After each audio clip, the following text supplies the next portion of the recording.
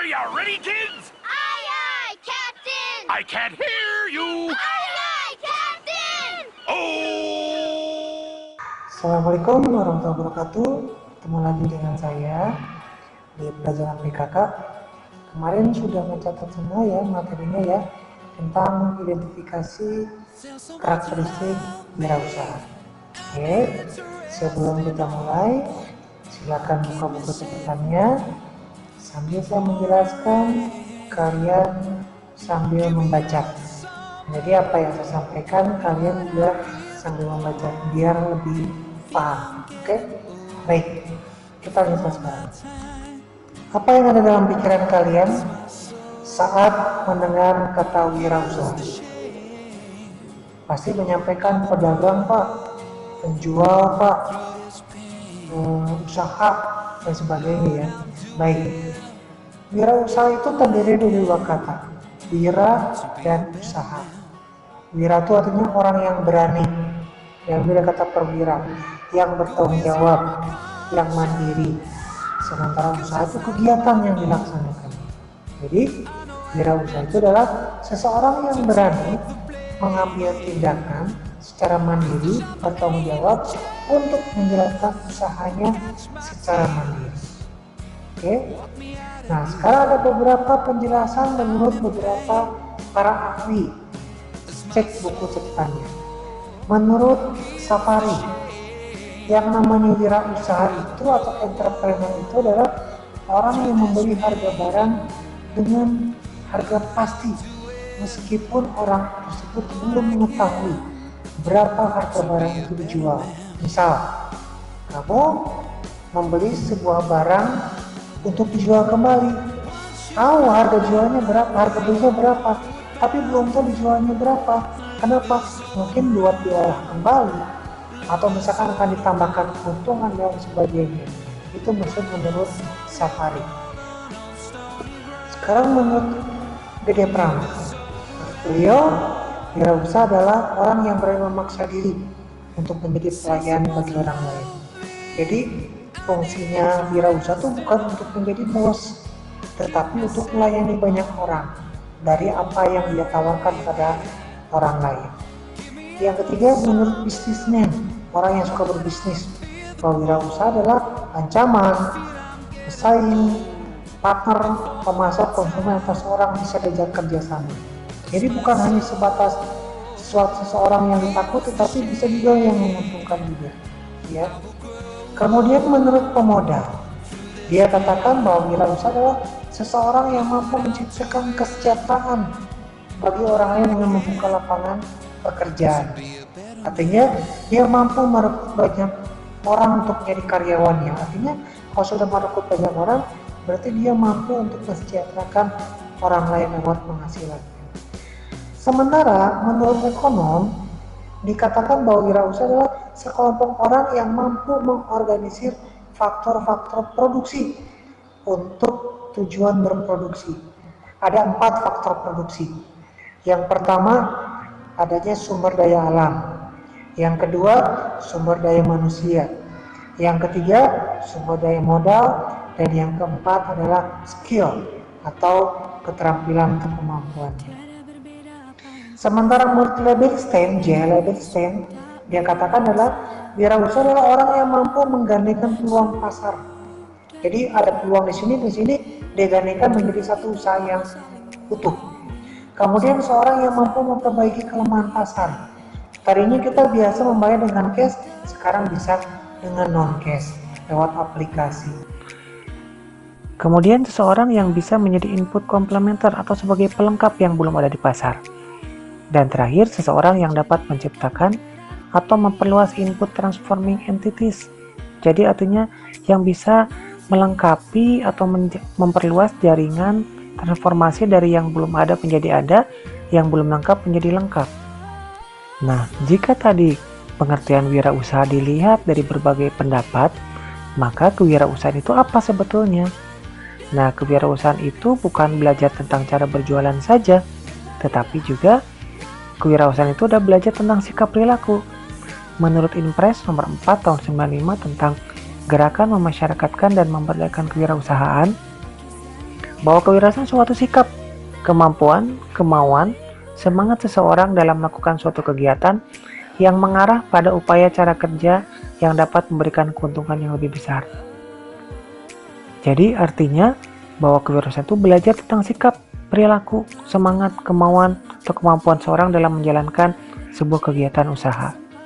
Sekarang, ruang lingkup kewirausahaannya tidak hanya berjualan saja, yaitu perdagangan saja bukan ya, tapi tetap perdagangan dia, perdagangan, kemudian jasa, industri. Jasa itu ya kalian seperti itu, menjual keterampilan ya. Industri membuat sesuatu produk, kemudian agraris, bidang pertanian, ekstraktif, pertambangan, mengambil sumber daya alam, peternakan, perikanan, kehutanan, dan sebagainya. Banyak ruang untuk kewirausahaan, bukan hanya berjualan saja. Proses kewirausahaannya ada 4. Pertama, kamu menemukan atau inovasi. Yang kedua, ada alasan pemicu apa yang menyebabkan seorang mau jadi wirausaha. Yang ketiga itu pelaksanaan, bagaimana cara melaksanakan. Dan terakhir adalah ketika sudah mendapatkan usaha, maka dia bercoba untuk mengembangkan atau menumbuhkan tadi atau growth tadi. Oke, sampai sini paham? Ada 5 jenis wirausaha. Pertama, wirausahawan. Wirausahawan adalah wirausaha yang kegiatannya di sekitar perputaran uang dan modal. Cari contohnya apa? Kegiatan usaha di bidang perputaran uang dan modal. Yang kedua, wirausaha bisnis yang mampu menganalisis kebutuhan masyarakat. Apa saja contoh masyarakat? Wirausaha bisnis itu, yang berjualan. Yang ketiga, wirausaha fak atau wirausaha yang memiliki keahlian khusus dalam produksi tertentu. Cari contohnya apa ya? Kemudian wirausaha manajer. Wirausaha manajer itu adalah seseorang yang kegiatan usaha menggunakan ilmu pengetahuannya, kemampuan wawasannya. Cari contohnya apa? Kemudian wirausaha social engineer. Wirausaha yang mampu mengikat orang lain menjadi bagian dari kegiatan usahanya. Ini wirausaha yang mampu banyak karyawannya punya kerja. Oke. Kemudian ada peranan wirausaha. Yang pertama, ikut memajukan ekonomi bangsa, ya, karena devisa ya. Kemudian ikut meningkatkan taraf hidup masyarakat karena menggaji, memberikan penghasilan. Yang ketiga, mengurangi pengangguran, jelas ya. Kemudian ikut mengatasi ketegangan sosial, ya. Daripada kriminal di bidang kriminal, maka dia lebih baik bekerja dengan menjadi tenaga kerja tadi. Sampai sini bisa dipahami. Dari metode tersebut ada satu slide yang mungkin belum menjelaskan ya. Itu tentang karakteristik wirausaha. Karakteristik itu kepribadiannya. Ya, bagaimana seorang wirausaha itu jati diri seperti apa? Ada 10D menurut Big Rev. Ya, dari mulai dream sampai dengan distribute. Kalian cari tahu apa masing-masing pengertian dari 10D tersebut. Dream apa, distribute apa, detail apa, dedication apa, dan sebagainya. Cari pengertiannya masing-masing apa. Oke. Jadi ada 2 pertanyaan. Tadi yang pertama tadi ya, bahwa cari contoh dari masing-masing jenis wirausaha. Yang kedua, cari pengertian dari masing-masing pengertian dari karakteristik wirausaha 10D tadi. Oke. Tugas tersebut di buku catatan masing-masing ya. Kemudian satu tugas tambahan, kalian di sekitar rumah kalian cari satu profil, satu sosok orang terdekat kalian boleh, lingkungan rumah kalian juga boleh, seorang wirausaha yang kegiatan usahanya di bidang kesehatan. Yang kegiatan usaha di bidang kesehatan, boleh dokter, bidan, perawat, atau yang lainnya boleh tabib atau misalkan terapis atau apa, apoteker segala macam, silahkan apa saja. Cari satu profil di lingkungan wilayah rumah kalian atau saudara kalian, kemudian kalian tuliskan karakteristik orang tersebut seperti apa, bagaimana dia membangun kegiatan usahanya tersebut dari awal. Kalian boleh mewawancarai, tapi kan pandemi tidak boleh datang langsung, maka kalian boleh chattingan atau telepon atau video call, kemudian kalian catat hasil wawancaranya. Ya, tanyakan tentang bagaimana awal mula kegiatan usaha tersebut dijalankan oleh beliau. Kalian tulis, kemudian kalian simpulkan karakteristik si wirausaha tersebut seperti apa sih orangnya. Baik, paham sampai sini? Oke, hasil apa yang kalian tulis, kalian videokan, kemudian kalian kirimkan ke saya. Presentasikan hasil wawancaranya, kirimkan ke WA saya 0817 900 2569. Baik, ada 2 tugas. Tugas yang pertama, jawab pertanyaan yang tadi ya, ada 2 pertanyaan tadi. Cari pengertian dari karakteristik wirausaha yang 10D. Yang kedua, cari contoh jenis wirausaha. Yang keduanya, kalian ada observasi atau wawancara jarak jauh dengan profil wirausaha di sekitar rumah kalian tadi. Sampai sini paham?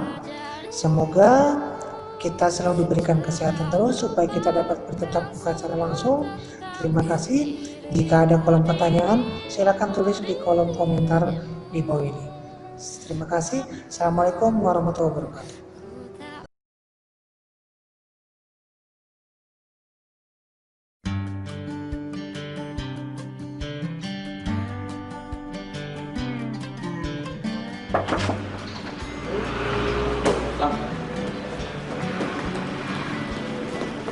Kalian gak bakal selamat nih. Ah, enggak, Pak. Tenang aja, Pak. Kita mau gerak cepat. Ya, Pak, dulu ya, Pak. Baik, Pak. Salah, bentar. Beranjak tumbuh, tekad pembuktian diri itu terwujud dalam jiwa wirausaha saya. Tidak ada kurun waktu di hidup saya yang tidak diisi usaha mandiri. Bu, ini donatnya 2 Iya, baru datang sekarang. Iya. Yaudah, Bu. Makasih, Bu, ya.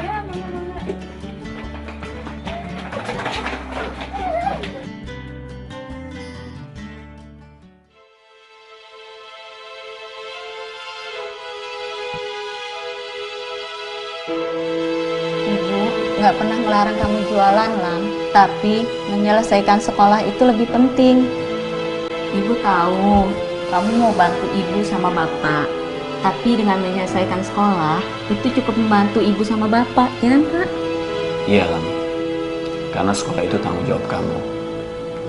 Nah, setelah kamu selesai sekolah, kamu baru bisa menentukan pilihan kamu. Kalaupun kamu mau usaha, cari usaha yang tidak riba. Dan ingat satu hal, kamu harus sungguh-sungguh. Hanya orang yang sungguh-sungguh itu akan berhasil, Lam. Ya memang saya ketika SMA sudah memulai bisnis itu berjualan donat. Itu sebenarnya diam-diam orang tua saya tidak tahu saya itu jualan donat. Sampai akhirnya ya ketika mereka tahu, saya harusnya memutuskan diri untuk berhenti dari jualan donat. Dan akhirnya yang tadinya saya jualan donat itu cari uang tuh lewat jalur jualan donat, saya merubah taktiknya menjadi orang yang hunting perlombaan. Jadi banyak award-award yang saya menangi, tapi tujuan utamanya adalah mencari uang. Jadi memang benar siapa yang sungguh-sungguh pasti dapat sih. Dan saya pikir awal mulanya saya itu adalah seseorang yang secara prestasi biasa-biasa aja saya pikir. Tetapi ketika saya punya suatu motivasi besar untuk waktu itu memang niatnya memang bukan penghargaan. Tapi saya bagaimana saya pengen mengumpulkan buat punya modal ketika kuliah nanti. Saya pengen menjadi seorang mahasiswa yang berstatus pengusaha.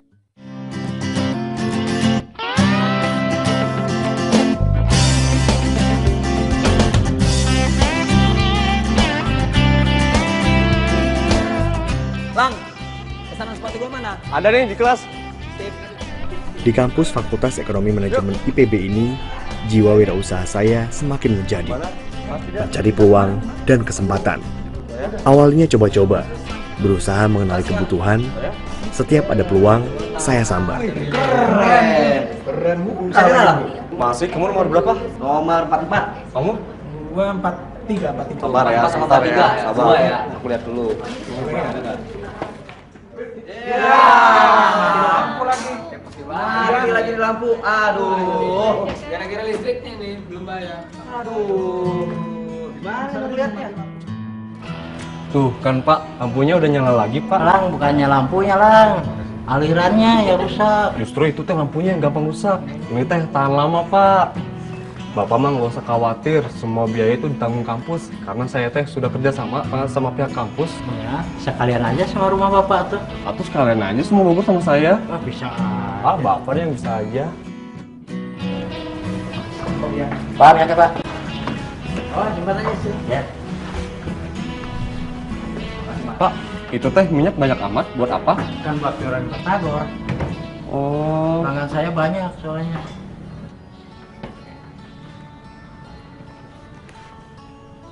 Terbukti, ada saja kebutuhan yang bisa saya penuhi. Seperti saya bilang, ini hanya masalah kejelian melihat peluang.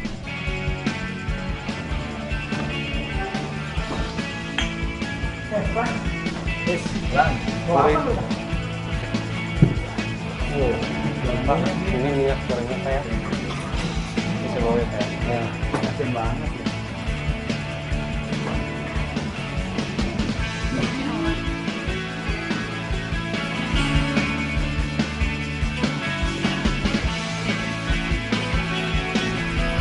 Mas, tolong mas, pindahin mas, sempit mas. Oh, iya Apa, Kang. Mas, ya? Maaf ya Kang ya. Mana mas ya? Iya. Saat satu pintu tertutup, pintu lain terbuka.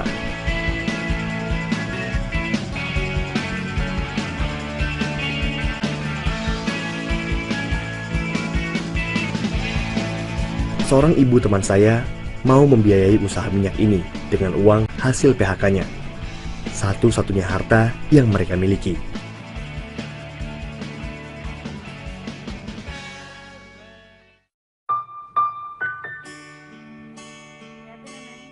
Panas, terik, menjadi teman saya saat mengantar minyak-minyak ini. Yang terbayang hanya lembaran uang, keuntungan untuk membiayai kuliah. Perjalanan ini terasa sangat menyedihkan. Sayang engkau tak duduk di sampingku kawan.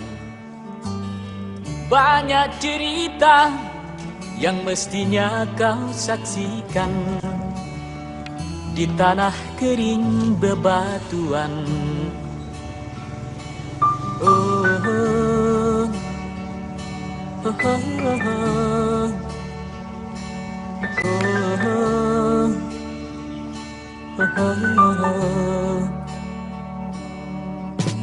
Tubuhku terguncang dihempas batu. Lama-lama, saya mulai berpikir, bisnis boleh lancar, tetapi saya jadinya hanya mengandalkan otot. Bukannya saya tidak mau bekerja keras, tapi katanya mau membuktikan diri sebagai mahasiswa. Kenapa mengandalkan otot, bukan otak? Di situ saya tergerak untuk lebih kerja cerdas, bukan sekedar kerja keras.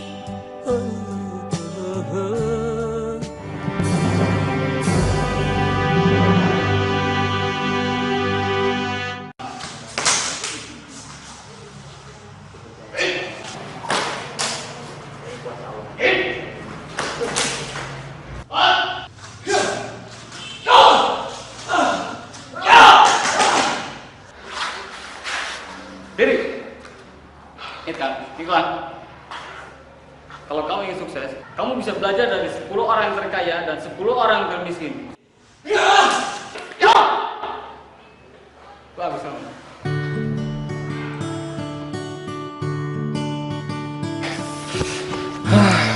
Oh ya Lang, aku pulang duluan ya. Kenapa tuh?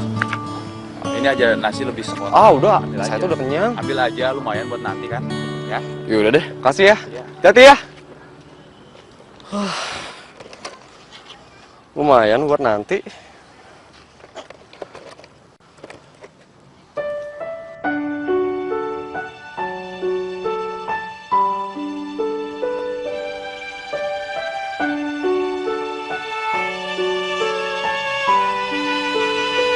Assalamualaikum Pak.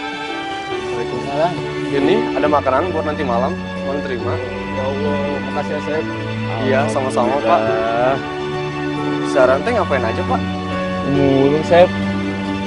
Oh, bisa gitu buat hidup? Ya nggak seberapa sih, yang penting kerjaan halal. Sekarang Bapak tinggal di mana? Di sini. Ini rumah saya.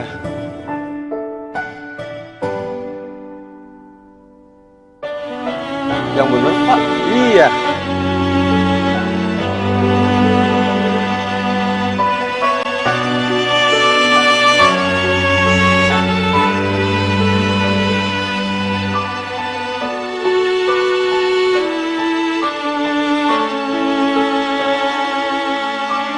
Sebegitu sulitkah bagi mereka untuk memiliki rumah?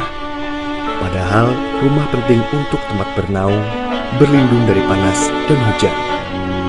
Ingin rasanya memberikan mereka rasa aman itu. Tapi bagaimana caranya?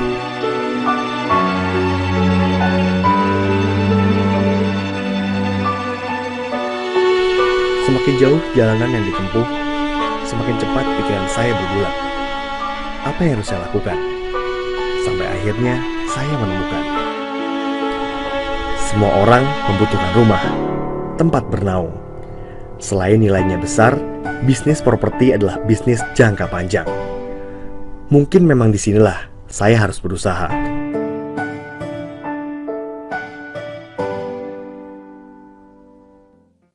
Jadi sebelum saya masuk pada bisnis developer perumahan atau pengembang perumahan, saya sempat menjadi seorang sales marketing di salah satu perumahan.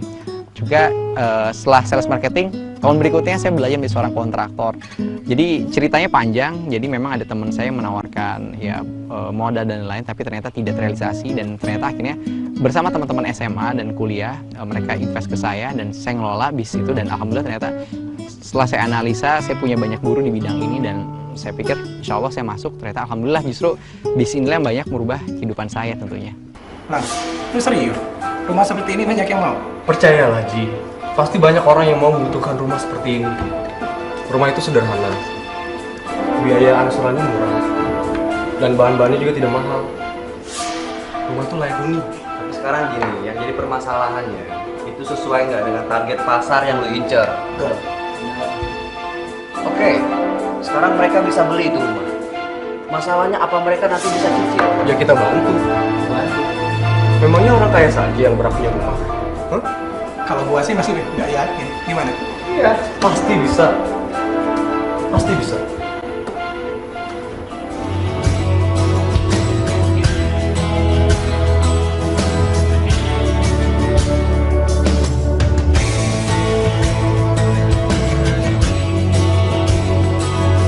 Hey.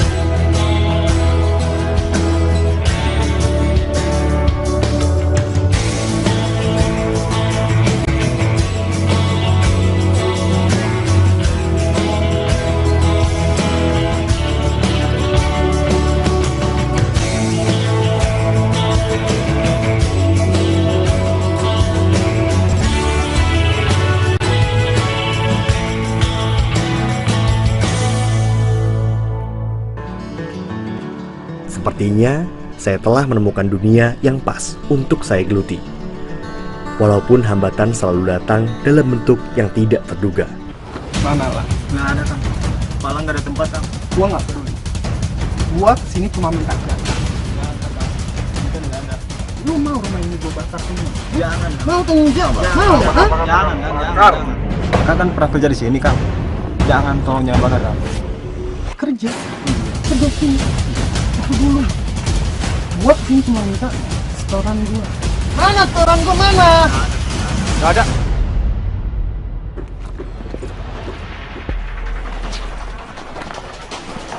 Ada apa ini, Pak? Hah? Begini Bos Elang, kita cuma pengen minta jatah kita. Terus? Saya tidak pernah takut membela keadilan, bahkan sejak saya kecil. Anak kecil. Lo dapet cepat aja bangga. Nora lu. Ini kan hasil tabungan aku. Hebatnya hasil tabung. Mana tabungannya sini? Enggak. Sepaman yang berani. Ayo aja mau beli. Ayo kamu bisa. Apa aku takut? Ambil nih. Tonjok aja tonjok. Bang nggak takut. Punya 2 berani. Ayo. Cemen di perutnya. Pengalaman mendewasakan hati dan pikiran saya. Kamu udah benar, tapi lain kali jangan pakai kekerasan ya sayangnya. Ya Bu. Bapak mau bakar rumah ini? Iya. Silakan. Rumah saya ini diasuransikan kok. Tinggal Bapak aja masuk penjara. Gampang kan?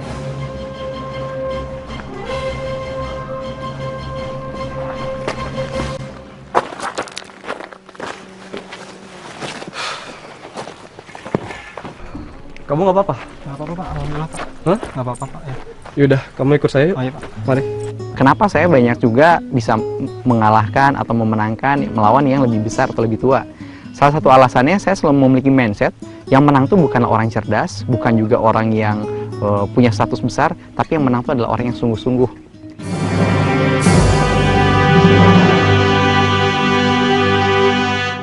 Mengapa saya bisnis pada sektor properti khusus masyarakat menengah ke bawah, meskipun pada awal 2012 sekarang kita masuk juga pada segmen real estate. Salah satu alasan saya, di Indonesia itu masih ada kurang lebih 70 juta rakyat yang belum memiliki rumah. Atau tepatnya 8,3 juta keluarga yang belum memiliki rumah. Dan setiap tahun kebutuhan akan perumahan itu 800.000. Dan yang terpenuhi baru sekitar 200.000. Dan bagaimana dengan masyarakat bawah yang saya pikir rumah bagi saya ini adalah kebutuhan yang sifatnya primer. Dan ternyata kalau semuanya berpikiran ke rumah real estate, lalu siapa yang memikirkan masyarakat bawah? Dan memang perumahan kami itu di sini ya sederhana, tapi sekarang alhamdulillah sudah bisa tipe 36, atap yang rangka baja, kusen beton, asuransi, fasilitas-fasilitas juga ada. Dan bagi kita, bisnis bukan hanya sebatas profit, tapi bisnis bagian dari pengabdian.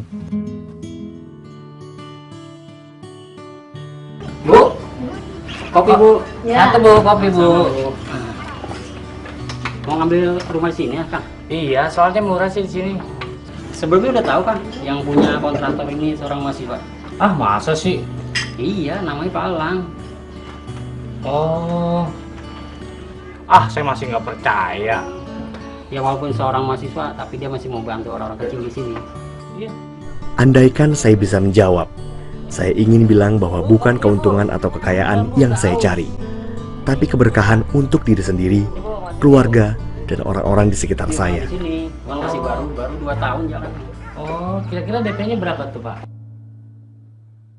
Gimana Pak? Sudah sampai mana proses pengerjaannya? Alhamdulillah Pak, tinggal tahap finishing aja nih. Tinggal pasang jendela, pintu, sama bikin karpet. Terus dikit lagi. apa lagi? Tinggal karpet dikit lagi Pak. Paling semingguan lagi insya Allah. Oh gitu. Sebentar, ada Pak Asep. Oh ya. Alhamdulillah ya. Kamu lanjut lagi aja ya. Rumahnya udah mau jadi. Pak Asep, Ya Pak. gimana kabarnya? Ibu, gimana? Iya nih Pak. Wah, alhamdulillah nggak nyangka dari hasil nambal ban bisa beli rumah gitu Pak. Iya, cicilannya kecil lagi. Makasih ya Pak ya. Iya Bu, sama-sama Bapak. Kebetulan juga ini rumahnya sudah hampir selesai. Kalau gitu mau lanjut lihat lagi? Iya boleh. Bangga tuh. Nah, ini Dari awal sampai sekarang, kami memang berkomitmen membangun sesuatu bisnis yang berhubungan erat dengan sosial masyarakat. Alhamdulillah pula, kami telah membangun sekolah kejar paket ABC. Juga kami memberikan alhamdulillah setiap bulan rutin seperti operasi bibir sumbing, katarak, pemberian kaki palsu. Bahkan kami juga memiliki LBH tersendiri, sehingga ketika ada masyarakat mengadukan masalah ketidakadilan, terkadang memang datang ke yayasan kami untuk diberikan konsultasi hukum. Dan masih banyak sebenarnya kegiatan-kegiatan sosial lainnya seperti berikan rumah bacaan dan juga penghijauan dan banyak hal. Tapi bagi kami sosial balik lagi bukan sebatas perintah, tetapi bagi kami sosial adalah bagian dari bisnis yang tidak bisa dipisahkan.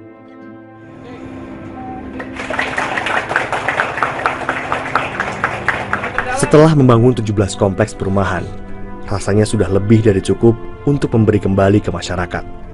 Saya bukan apa-apa tanpa orang lain. Sebagai seorang manusia yang hamba Tuhan, saya pikir saya sangat bersyukur sekali, alhamdulillah.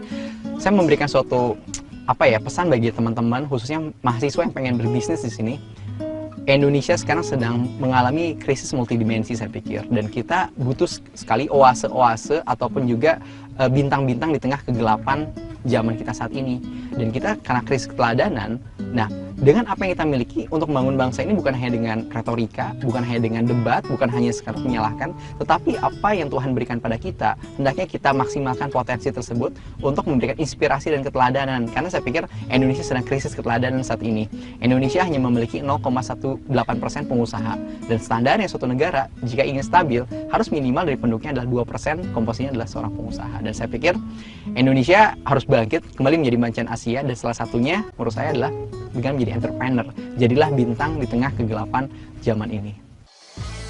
Lain waktu, membagi ilmu dan insight supaya kelak semakin banyak pengusaha muda yang bisa seperti saya atau bahkan lebih, tanpa melupakan arti kesederhanaan dan saling berbagi. Satu hal yang saya bangga adalah saya melakukan ini sejak muda. Sesuai peribahasa Cina, lebih baik 5 tahun kerja keras tapi selanjutnya hidup tenang daripada 5 tahun hidup senang, tapi selanjutnya hidup sengsara. Tak ada yang menyangka, dimulai dari rumah sehat sederhana, kini saya sudah bisa membangun 17 perumahan lainnya di bawah payung Elang Group. Pencapaian luar biasa, hasil dari kerja keras dan doa. Kepercayaan yang dulu sulit saya dapat, kini justru datang dalam bentuk berbagai penghargaan. Salah satunya, wirausaha muda mandiri yang menjadi titik tolak kemajuan usaha saya. Wirausaha muda mandiri bukan sekedar pencetak saya menjadi pengusaha muda yang sukses, tapi juga bertanggung jawab atas segala hal, termasuk yang satu ini.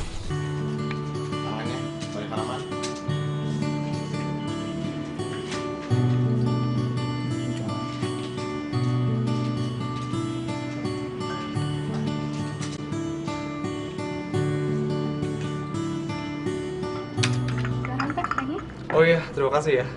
Saya yang baru, daerah mana Pak? Oh bukan, ini teh skripsi. Kamu nggak pulang? Ini kan udah malam. Ada yang bisa saya bantu lagi? Oh nggak ada. Pada akhirnya, yang berarti bagi saya bukan lagi soal kesuksesan semata, apalagi soal menang kalah.